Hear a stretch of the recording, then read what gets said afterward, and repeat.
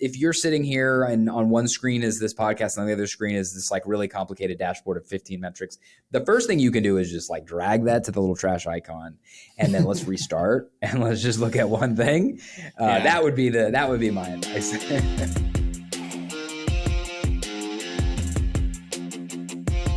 Welcome to the How Leaders Think podcast, a show that transforms you by renewing your mind and giving you new ways to think. I am your host, Kenny Lange, and with me today is Ryan Watson. He is a partner at Upsourced Accounting.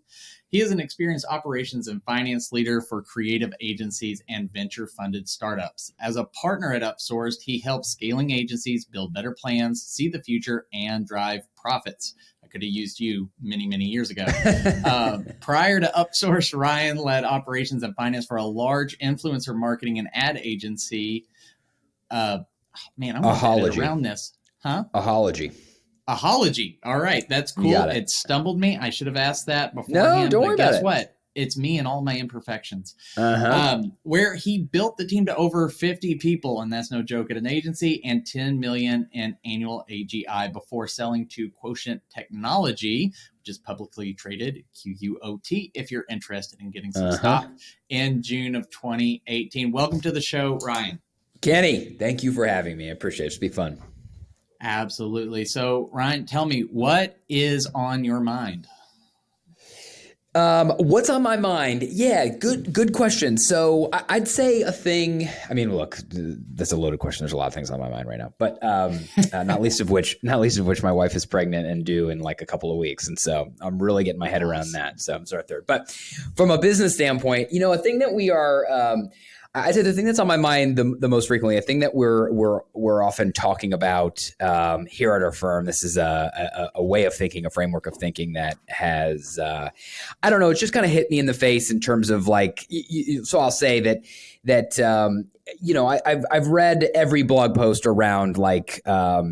KPIs for your creative agency, right? Like, this is often the first question that we get when we get a new client, which is like, what should I be looking at? How should I be evaluating my agency? And if you were to try to solve this problem on your own, you'd go read all of the thought leadership around this, and you'd read the blog post that says, hey, there's 20 KPIs here, 18 the 18 most important KPIs you should manage, for your agency, right? And I've just heard that enough to say like, look, that is not the way that I would have you think about your agency, right?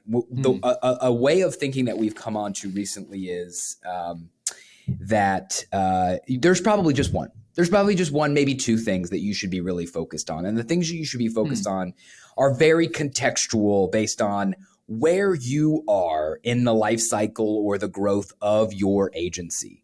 And there's a lot of reasons why I feel that, but I would just say like this is a thing that just it keeps coming up. And I'd say as of late, we've tried to formalize our thinking and even improve and change some of the ways we're working with our clients to really get hyper focused on what should you really care about. It's not the 18 things; it's the one or two things. So you're seeing people are trying to take in all these KPIs, and they think they're all important, all right now, and they've got to implement those.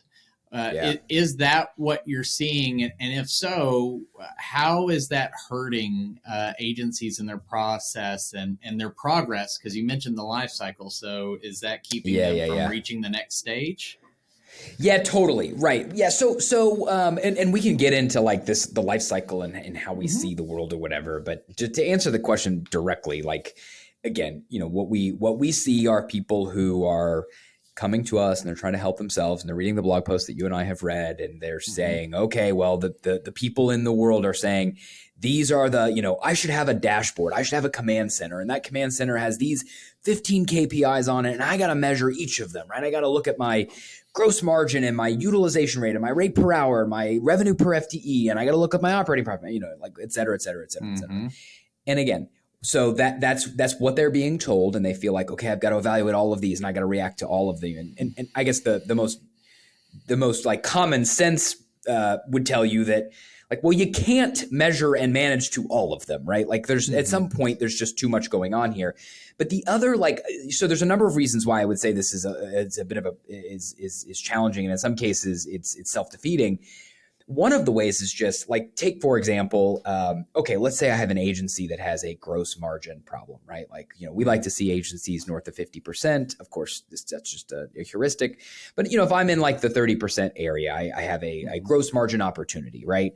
Okay, well, but if I were to look at all these other KPIs, and so if my gross margin KPI is flashing red, so are a bunch of others, right? Like my operating profit is also probably not very good. And you know what? My revenue per FTE is probably not very good. And there's all sorts of things. And so there's the lack of focus, but there's also just the very human thing when you're looking at a financial dashboard and everything's flashing red and you feel really bad about yourself and you feel like, oh my gosh, there's this mountain that I can't possibly overcome. And what I would rather do is just put my head in the sand and just forget it all, right? And that, to be honest with you, is a real human thing that we see even with our actual current clients, because when the news is bad and it feels like there's no clear path for the news to get meaningfully better, it's like, what's even the point, right? And so that is a big reason why we like saying, okay, yeah, guess what? Your gross margin's bad. Of course, your operating profit is bad. Of course, you probably don't have enough cash reserves. There's no reason to make you feel bad about this thing that's several steps away from us being able to fix. So let's just focus on the one thing. Let's look at the gross margin problem, right? And let's look at how we might diagnose that. And oh, by the way, so it's 30% this month. What I want to do is 32% next quarter and 35% the quarter after that. How can we just dial into the one thing you should focus on? And how do we build momentum so that when I come to this quote dashboard, I'm seeing good news. I'm feeling like things are going my way. And if I have a dashboard of like all the things and they're all flashing red, it's like, again, you feel overwhelmed. It's too much, right? And so, again, I think there's a natural life cycle of growth where we like to say, okay, given where you are, where should we focus? And again, we can get into more of the weeds, but that's the reason, right? And it was just one too many clients who just felt overwhelmed and felt defeated and felt like it's not even worth it to say, stop the madness. How do we reframe how we should think about these problems? Yeah, no, that makes a lot of sense. If everything's red, then it feels like you said, what even is the point of addressing? If I can't address all of them, why should I address one of them? I see this quite a bit in what I do with agencies and businesses is we start setting quarterly objectives or annual goals, and they're like, we've got 20 things we've got to address, and I was like. I said, believe me. And they're like, well, they're all urgent. They're all important. They're all fires. And I said, I don't doubt that, but you can't get to all of them right now. Can't do them all now. Maybe solving a couple of these actually solves some others down the line.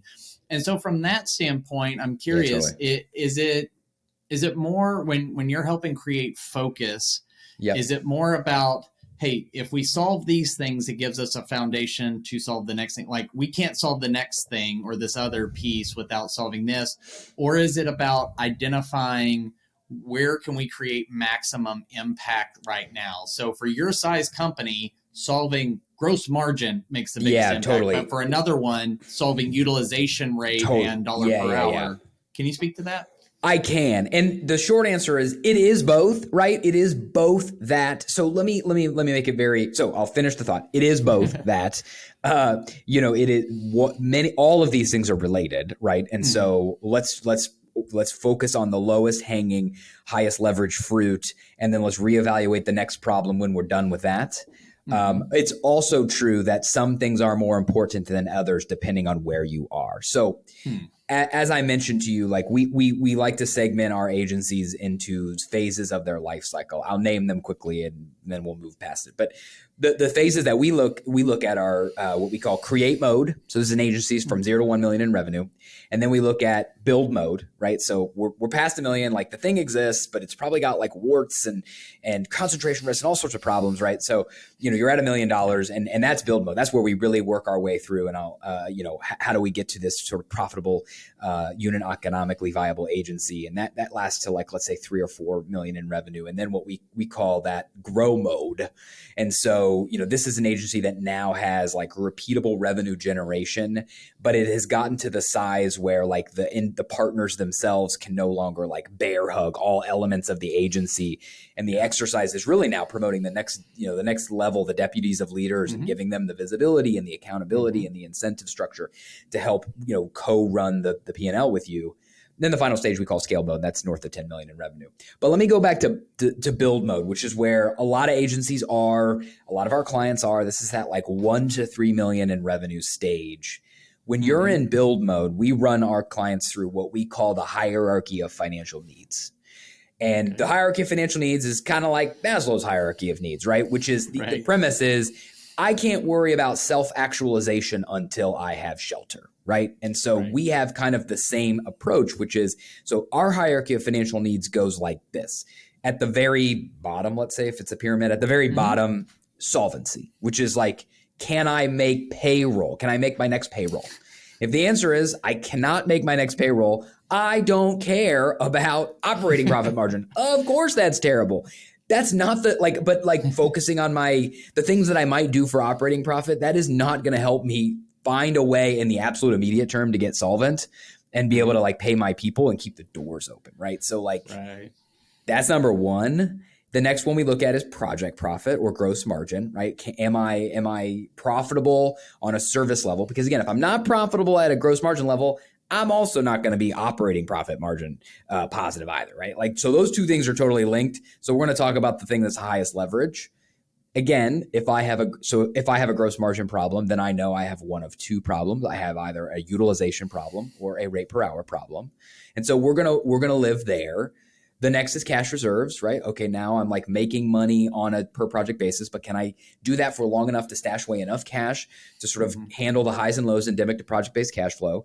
The fourth is operating profit margin, of course. And then the fifth is repeatable or predictable revenue generation.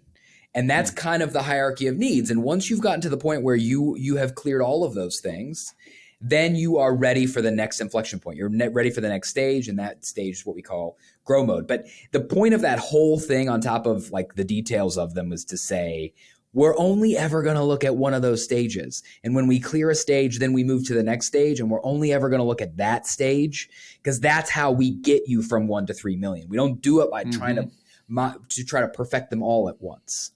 Gotcha. You're helping them do fewer things well, make that a discipline, get it in their bones, so to speak. Totally. So then move on and to the then next. We'll move on to the next one. Gotcha. So you said something interesting, and I love that. And if I don't know if you have a graphic of that hierarchy or something like that. If you can shoot that to me, we'll include it in the show notes. But the thing that was interesting is at the top of the pyramid, you have, repeatable revenue generation, which is sort of, it's the holy grail for most companies, but service-based companies, in particular agencies, are looking for this. Over the last, I would say 18 to 24 months, the term RevOps or revenue operations has just grown exponentially in terms of its popularity. I think there's probably a lot of people riding the wave that don't even know what they're saying, and as there are as with all of the waves, exactly. Right? and just from my personal experience in the agency world, it would sound like a lot of people are trying to start with repeatable revenue generation and just outsell the expense. And that's the solution. What do you say to those businesses, those agencies, those owners who are caught up in that? Because it's very sexy, it's attractive, RevOps, like there's ops for everything. So what do you say to those people? That is a great question. I would say, there's basically two kinds of scenarios you might find yourself in, and I have different opinions for the two scenarios. So one scenario might be, I'm a $1 million or sub-$1 million agency. I provide a multidisciplinary offering. Like I'm making websites, but I need copy and I need strategy and I need design and all that kind of stuff. And so like just the core nucleus of the team just to be in business costs me a certain amount of money, and I'm not very profitable right now. And the only path out, I cannot cut my way to profitability. I have to grow my way to profitability because I'm just too small to do the opposite. And of course, in those cases, of course, like we got to set like an AGI target and we have to go hit it, and then we can worry about everything else. But if you're not in that very specific scenario where you're just too small there is a size where it's quite difficult to be like, operating profitable well below $1 million. Like it's just hard to do. You need a certain amount of revenue base to sort of amortize your fixed costs over. But anyways, I sense that's not the example you had in mind. Yeah. And in the other example where like I'm a sustainable agency, I'm just not very profitable. And my answer is I'm just going to grow my way out of it. The short answer is most agencies never do that, right? There's a reason why you're not profitable at this level. And it could be any number of things. It's not quite clear to me. Again, it could be a pricing and scope problem. It could be a utilization problem. It could be an operational efficiency problem. But my guess is, regardless of what the source of that problem is going to scale with you as your revenue scales. And so growing your way out of it is a myth, right? Like it's a mirage. Right. And so you're just going to bring that with you. And so again, my attitude, that's why the repeatable revenue generation is the top of our pyramid, because the implicit understanding is I'm scaling an agency that is otherwise profitable, efficient, and works, right? I don't want to put the cart before the horse and try to scale this thing that I've not nailed down yet. A couple of things that you said. Number one, for those people who maybe the financial part is a weakness for them, or just not something they've done a deep dive into. You mentioned AGI. Can you speak to that quickly? I can and do then I have that. another question. Okay, yes. So AGI is this like buzzwordy term that if you've been in the agency space long enough, you've heard it. It stands for agency gross income. And it's kind of a fancy way to describe net revenue, basically. But your AGI, your agency gross income, is your gross revenue less your out-of-pocket costs to deliver that revenue. So like, for instance, if you are a media agency, your gross revenue, your client might give you $10 million, but you're going to spend $8 million on ads and you're going to keep $2 million. Your gross revenue might be $10 million, but your AGI is $2 million. That's really the revenue for you. That's what you get to keep. And that's all we care about. The other common subtract from AGI would be freelancers, like project-oriented freelancers. So if I sell a $100,000 web project, but I just know up front that I'm going to have to spend $20,000 on some freelancers, then I have an $80,000 AGI project. And that's the revenue that matters to me as my agency. And that's the thing that's going to pay for all my other stuff. So that's agency gross income. Gotcha. It's like the real revenue. It's your real revenue. It's yours. Exactly. Yeah. The other's already spoken for.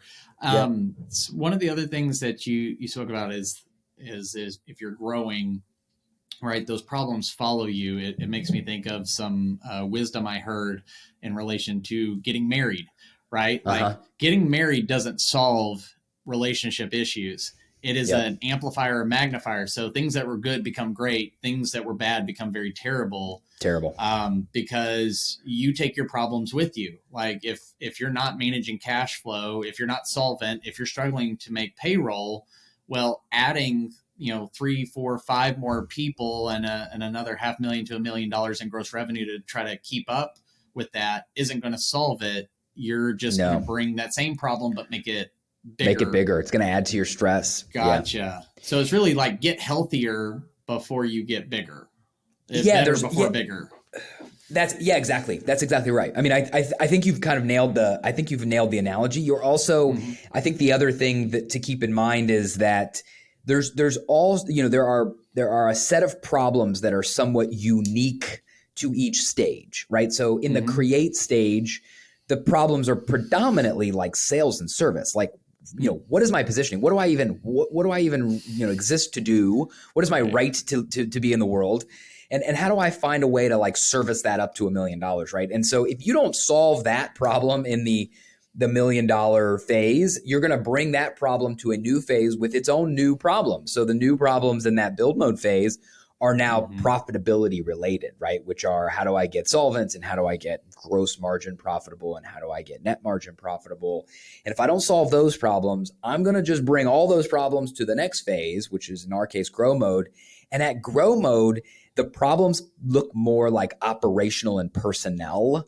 And so like when you hit, and I have seen this movie like a bunch of times. I've lived through this movie actually, which is like you hit like, I don't know, 3 or 4 million in revenue and things just start to break. Like employees are maybe just a little less happy and clients start to churn when they didn't normally. And there's just, you got, churn problems and morale problems. And it's like, it's this thing where, it's like you as the ownership or the leadership are now like several levels of separation away from the actual work and decision making happening. And there's strain here, and people are feeling like they need to run and you're a bottleneck or you're holding them back, and they just don't have the autonomy to do it. And it's just because you've not empowered those people to take the governor off and actually help you scale the agency. But that is its own challenge. That is a very tricky thing that I've seen agencies, 8 to 10 million struggle with.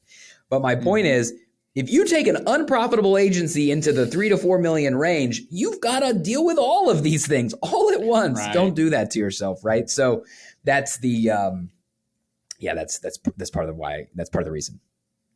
Gotcha. So the thing that comes to mind is when somebody's listening and they say, okay, Ryan, this is brilliant. It's perfect. You just described how I'm feeling, what I'm going through, what I've been seeing. You gave me language. Beautiful. Wonderful. Yeah. When does it make sense for an agency to bring in a group like Upsourced? Because there's no shortage. I mean, the fractional market is exploding. Totally. But as a matter of fact, I had a conversation yesterday with somebody who was asking me, I know I need a fractional second in command, but I also need to hire a coach. Which one should come first, and how should I hire in this help? Yeah. What's sort of that ideal timing for someone to bring in someone like you to speak into it, to where you're not, I got $100,000. I need a CFO. No, you don't. Right. Yeah. Trust me. I mean, yeah, totally. So totally. Can you help people understand that timing? Yeah, great question. So look, every phase kind of needs its own thing, right? So in the create mode stage, the 0 to 1 million, is not really the time for you to bring in high-powered financial expertise necessarily. What you do need is just some compliance, right? Of course you have to file your taxes. You're going to need financials that are there for, decision-making for sure, but their purpose is really more for maintaining the compliance and setting yourself up for, the true financial management when you're just a little bit bigger. And so, again, you in that early stage, you just want to stay lean, you want to save some money, and you want to avoid some regulatory pitfalls. And so you're going to need some help there. And that looks like CPA accounting firms. We offer a little bit of help in that area, but, again, you're just trying to stay lean and you're trying to get to $1 million, because there are very few problems I cannot solve for you at $1 million. The only problem I can't solve for you is getting you there, right? You have to do. You have to do. So then I'd say that inflection point when you're like, okay, we're here, we've made it, but man, we did it with shoestring and bubble gum, and this just feels tenuous. That is the point where hiring a firm like ours to work you through some version of the hierarchy of financial needs and getting you to the point where you're now a $3 million profitable agency with predictable revenue growth. That's a really great, that's the first inflection point that folks often hire us for. And then, again, I'd say the second inflection point, which is where you start to enter build mode, where, you're profitable, but, again, things start to break or whatever. That's another stage where you really need to bring in, again, and that first stage is kind of controllership. We can help you with reporting. We can do some advisory. This stage looks like CFO. Once you're at 3 or 4, having a person who can serve as a CFO, very helpful. But again, to your point, look, a CFO who knows what they're doing in this space is a few $100,000. You're not getting one for $100,000. I mean, you're just not. You're getting a bookkeeper basically who's has a high ceiling, and so you don't need to spend $300,000 on a CFO as a $3 million agency. Don't do that, right? You only need a couple hours or a few hours of their time in any given week. So just pay for what you need. And that's why fractional models work. And that's why a firm like ours is really helpful. So, we really excel at that 1 to 10 million range. We've got a handful of clients above 10 million at the scale mode, and that's kind of its own sort of animal. But if you find yourself in that range, whether it's us or somebody else, I really encourage you to seek the right sort of partnership and level of help, because I think you could really benefit from it. Absolutely. That's really good, because that was a confusing part for me when I was an agency owner, is when's the right time to bring on the right kind of help. So I have a question for you, or going to ask you to speak on something that is going to feel a bit like a free commercial or whatever, what have you. But I told this to your content team when we were talking earlier this week, is when I landed on your website and I started reading through just the way your group thinks about helping these agency owners, because agency owners, they're visionary. They're, they love big ideas, and then they're in the creative space, right? Like, I mean, you work there, you've seen how all that works. They're a different breed.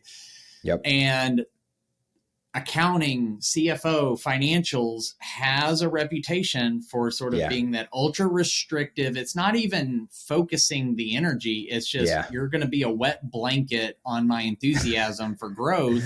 But it seems like you're really taking a position against that and saying, no, we'll help you look into the future. Can you talk a bit about that? Because, I mean, I'm not joking. I wish I would have found y'all earlier in my career, because that's what I kept asking my CPA and other financial advisors and people for, but they just wanted to tell me how to run a budget and that I shouldn't spend money. And I was like, that's not helpful. Yeah, totally. Yeah, I mean, well, hey, you're right. You did wonderful. You said it better than I could have said it. I'm gonna you're hired. Yay! Just kidding. But yeah, I mean, look, that's what we set out to do, right? Like, we are accountants, and so look, our lens is accounting. But quite frankly, we're not selling accounting, right? Like, we're not selling compliance. We're not selling financials. We are selling what we can do with it. The context of meeting, like, how do we take that information, financial and non-financial, and how do we help you make decisions?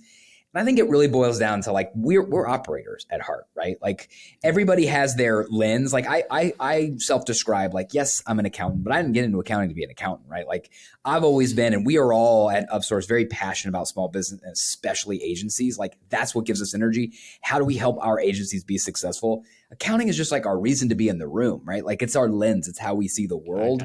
But our job here is not to, like, produce the world's most accurate financial statements for you. Our job is to produce the kind of financial statements that can help you make the decisions you need to make. And so we always have a very pragmatic view of, like, we're not dogmatic about anything, right? Like, we like to talk about accrual accounting. So we, recognize revenue when you earn it, but, like, we will do it any number of ways. And our job is to balance, like, what do you really need versus, like, what is the effort required to do it? Because again, our job is not to produce financial statements. Our job is not to file your tax return. Our job is to help you grow your agency. That's it. And we never lose sight of why we're here. Accounting and finance is just the way that we can help you do it.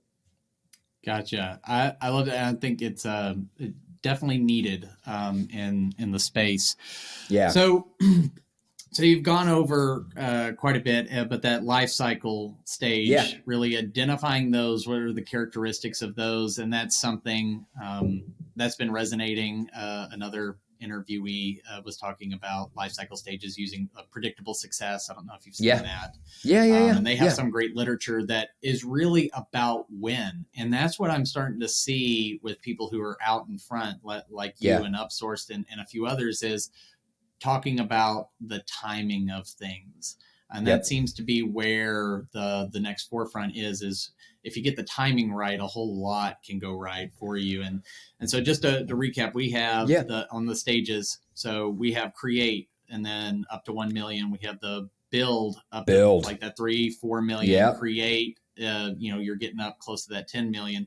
10 million is holy cow. No, it's with that's scale mode.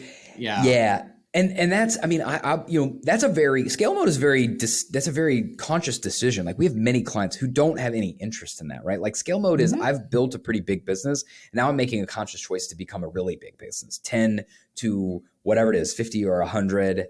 And some agencies are highly motivated for that, but many are just like, I got it here to do cool work with great friends. And I'm happy where I am. Like, I can make plenty of money at 5 or 6 and 7 or 7 million, and things change a lot north of 10 million. We've seen that firsthand. So it's its own animal. Yeah, for sure. So what would you say to that listener, in particular, the agency owners listening, if they wanted to take their first step sort of towards that financial health, right, in that hierarchy of needs, short of going out and reaching for you? Maybe it is they need to call you sure that level, but what's something they could do in the next 24 hours to just take a step towards better financial health? Yeah. Well, I think my advice is going to be all about like, we have to figure out what's the one thing? Like, what's the story here for my agency right now? What is the one thing? There are many things, but like, what is my one thing, right? What is and again, is my one thing, solvency is my one thing, focusing on project profit. But if it's project profit, is it really utilization, or is it really like rate per hour / scoping? Is it really working on building a cash reserves? Like, there's just one thing. And that's the goal, is figuring out that one thing. Hopefully what we've talked about in this podcast is somewhat helpful in trying to help you determine your one thing. We've got a YouTube channel full of all kinds of content that gets a little bit more like granular about like how you might go through that. So maybe that would be helpful for you. Obviously, firms like ours can help you do that. But that would be my advice, is like, if you're sitting here and on one screen is this podcast and on the other screen is this like really complicated dashboard of 15 metrics, the first thing you can do is just like drag that to the little trash icon, and then let's restart and let's just look at one thing. That would be my advice. I love that. I think the focus is a key differentiator between those that are really successful and those that are just producing a lot of activity. So you mentioned the YouTube channel, but if people are wanting to learn more about you, about Upsourced, and consume some content, or reach out and connect with you or the team, where would you send them? Great question.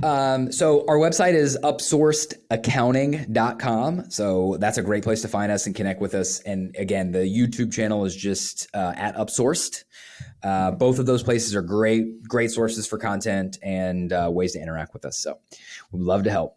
Absolutely. And you also have, we'll put the link to your LinkedIn in the show notes. Oh, yes. So yes, if anybody wants to follow you, connect with you, so we'll have that there.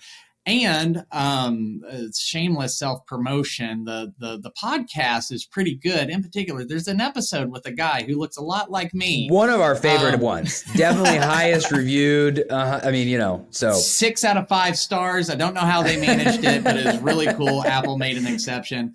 But they did. In all seriousness, go like put on the play next for their podcast. They're coming out with great stuff that can help you learn and accelerate and maybe help you get to the point of where you can come and hire Ryan and his team of experts. But Ryan, thank you so much for joining us, and we're cheering for you and hope that you get to help a whole lot of people have success. Awesome, Kenny. Thanks. It's been fun. Appreciate you having me.